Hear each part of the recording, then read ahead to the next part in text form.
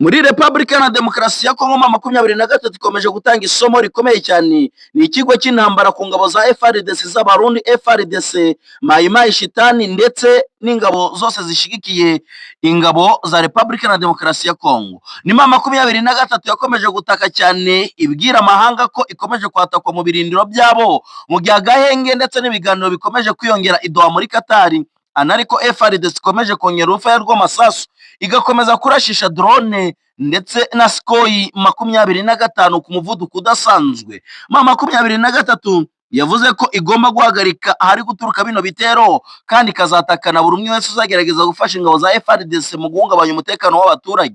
Ibyo yasabaga leta ya Kongo kwari ukurasana byimbitse hagati ya M23 ndetse na FARDC, aho kugira ngo FARDC yitwikire ijoro, yitwikire amasezerano y'agahenge, yitwikire ubudasa bwa M23 mu kubahiriza amasezerano ari kubera idoha muri Katari, ize irase mu baturage ndetse igerageze no kurimbura M23 ku birindiro byayo.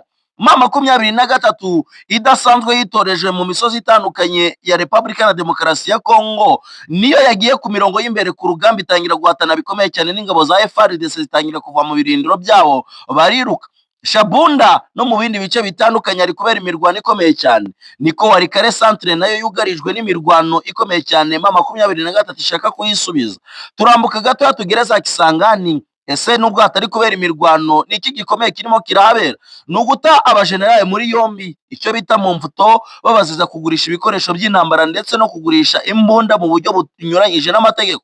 Aho kwikubitiro hagiye General Masunzu. Ese General Masunzu none atuvugana afungiwe he? Ese koko yarafashwe cyangwa se ni rumazi zirimo kugenda zivugwa? Si ibyo gusa kandi turuze kunyarukira muri Masisi akomeje kugabwa ibitero bya hato na hato na FDL ndetse na Wazalendo ku birindiro bya M23.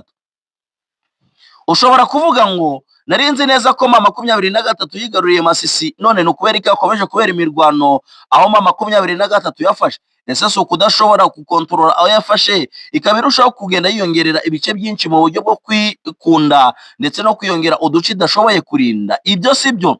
M23 iri muri operation ya zero FDLR, zero Wazalendo mu duce twose yigaruriye, ayikomeje guhigira mu myobo inyaga gahembe, arizo FDLR zihishe mu myobo zacukuye imyobo miremire hamwe na Wazalendo kugira ngo bihishemo mu misozi itandukanye hagati y'imizi na hagati y'ibiti. Niho za FDLR, Wazalendo ndetse n'abandi basirikare bose batsinzwe ku rugamba ku ruhande rw'ingabo za FARDC bihishe. Ariyo mpamvu M23 yatangije operation ya zero FDLR, zero Wazalendo, zero FARDC mu bice byose yigaruriye. Anariko kandi urugamba rukomeje gukomera ndetse bamwe bavuga ko mu bitaramiranye kano gace ka Uvira nako gashobora kuba kamaze kwigarurirwa na M23. Ni ku muvuduko udasanzwe M23 ikomeje kudeployinga abasirikare batandukanye mu misozi itandukanye icungamiye kuri Uvira, ikabireba neza cyane ikibuga cy'indege cya Bujumbura. Impamvu bagize target ikibuga cy'indege cya Bujumbura ngo niko leta y'u Burundi yakomeje gufasha leta ya FARDC kugaba ibitero simusiga kuri M23 ngo ndetse ibyo bitero ahanini byerekezaga mu baturage. Ngo hari drone zidasanzwe zagiye zihaguruka ku kibuga cy'indege cya Bujumbura zerekeza hara muri Repubulika ya Demokarasi ya Kongo mu misozi ya za Minembwe kuja kurimbura abanyamurenge bariyo. Ibyo ngibyo ntibyigeze bishimisha M23. Ati hari drone zagiye zihaguruka ku kibuga cy'indege cya Bujumbura zerekeza Bukavu aho twakoreshaga inama. Ati hari ibitero simusiga, ibitero by'ubwiyahuzi u Burundi bwagiye bupanga na leta ya Kongo bakaza gukorera aho turi gukora inama. Ati hari indege za kamikazi zagiye zoherezwa mu bice bitandukanye twari turimo. Ati kandi izo drone zose zagiye zihagurukira i Bujumbura. Ati hari na Sukhoi nayo iparitse ku kibuga cy'indege cya Bujumbura. Ati kandi Bujumbura nta gifite ubushobozi bwo kugura iyo Sukhoi. Ati natwe niyo mpamvu twafashe imitutu y'imura tuyerekeza ku kibuga cy'indege cya Bujumbura.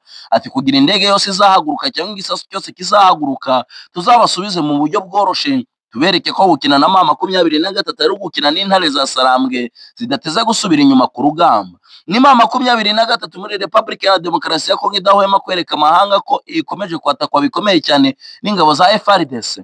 Nibyo koko turibuze kunyarukira hano mu gihugu cya Tanzania. Ese nubwo amatora yabaye abahanzi bamwe bagahunga igihugu, ese amagambo ya Diamond ntari buze gutuma ibikorwa bye byinshi bitwika, amarebo ye yose agasenyuka, ababyinnyi be bose bakamaganwa mu tubari dukomeye twari Dar es Salaam? Ibintu birakomeye mu gihugu cya Tanzania, aho buri muturage wese yarakariye umuyobozi wabo w'igihugu ariwe Perezida Samia Suluhu, nyuma y'uko yafunze abayobozi bose bari bahanganye nabo, abandi akaba anga ko biyamamaza ubwo yagiye imbere yo kwiyamamaza mu matora ndetse no gutora. Ni Samia Suluhu wari uhanganye na Samia Suluhu. Ibyaje kubabaza abanyagihugu b'igihugu cya Tanzania, babona ko demokarasi yavuye mu gihugu cya Tanzania ikimukira ahandi. Abanyagihugu bakomeje gutaka ndetse no gutabaza bavuga ko Samia Suluhu ko yarahise arahira ari ubwoba yari atewe cyane n'abajenizi cyangwa se urubyiruko rwo muri iki gihe, urubyiruko rwiyapodetinze rudashaka igitugu, rudashaka ingoma itanyuze mu muco.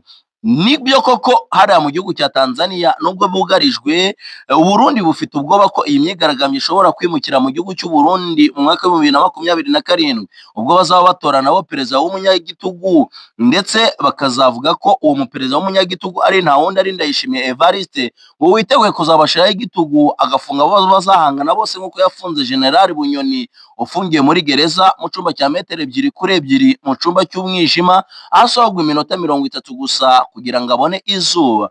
Abarundi nabo rero ngo bazi neza ko Perezida Evariste Ndayishimiye azafunga abo bazahatana bose mu kwiyamamaza, ndetse akanirukangana abazashaka bose kwamamaza abandi bayobozi. Ariko abarundi biteguye kwigira ku gihugu cya Tanzania ibyo cyakoze, ngo nabo bakamagana ubuyobozi bw'igitugu, ubuyobozi butifuza demokarasi, ubuyobozi bufata abana babo bukabohereza hano muri Republika Demokarasi ya Congo. Reka twigarukire Shabunda. Shabunda, imirwano irakomeye hagati ya M23 ndetse na FARDC, Wazalendo, Maimai Shitani, FDLR ndetse n'abarundi, ngo badashaka ko Shabunda itakara. Shabunda ni agace gakungahaye ku mabuye y'agaciro. Mu gihe FARDC yabigatakaje, ubukungu bwa FARDC bwakomeza kugenda bujya hasi, bwigarurirwa na M23, bikazarangira inyeshamba za M23 zirushije ijambo ubutegetsi buriho bwafashe bwa Perezida Felix Tshisekedi Chilombo. M23 nifuza kurimbura. M23 nubwo yifuza kurimbura buno ubutegetsi bwa Perezida Felix Tshisekedi Chilombo, reka nkubwire ko uwo bita Sultani Makenga nawe ari kanyotewe no kwicara kwa iriya ntebe ihora yicaweho na nuriya mugabo Perezida Felix Tshisekedi Chilombo. Nibyo koko ntago wibeshe, M23 niyigarura Shabunda, ibihugu bitandukanye bizatangira gushigikira M23. Impamvu ni iyi: M23 izaba imaze kugira ubutunzi bwa zahabu ishobora gucukura imyaka n'imyaniko utarashira, kandi hari ifaranga buri wese nihayoboka. Tuzi neza ko bino bihugu byateye imbere bikunda igihugu gifite, kandi bigakunda umuntu ufite ushobora kugira ubucuruzi hagati yabo nabo. Anacyo cyakomeje gutera ubwoba Perezida Felix Tshisekedi Chilombo, yemera gutanga amafaranga atabarika kuri makoro mu buryo bwo kugaragaza ko Chilombo arengana, kandi ko afite ubushobozi bwo kuba yafungura ikibuga cy'indege igihe ashakiye, ngo dore ko ari we perezida w'iki gihugu cya Republika Demokarasi ya Congo. M23 irashidahushwa. Abasirikare bakomeye cyane ba FARDC batangiye kubona bitazakunda, batangira kugurisha intwaro kugira ngo bahunge igihugu, nubwo bamwe batangiye gutwa mu mfuto. Reka nkubwire ko ari abajenerali bagera kuri 4 bamaze gutabwa muri yombi n'igisirikare cya FARDC nyuma yo gushinjwa ibikorwa bikomeye birimo kugurisha intwaro zakabaye zifasha abandi bagata urugamba bagahunga. Abo bajenerali bakomeye harimo n'umugaba mukuru w'ingabo za Republika Demokarasi ya Congo, nawe yatawe muri yombi. Hakurikiyeho Masunzu, hakurikiyeho umwe mu basigaye bakomeye wari uri Kinshasa washinzwe guhohotera igitsina gore ndetse no kugikubita, nawe akaza gutabwa muri yombi. Reka twigarukire muri Uvira. Imbunda zicungamiye kuri Uvira ziri gusiga ubwoba mu Barundi. Abarundi bazabyitwaramo gute? Iyi yari Hot Rwanda, mukande subscribe.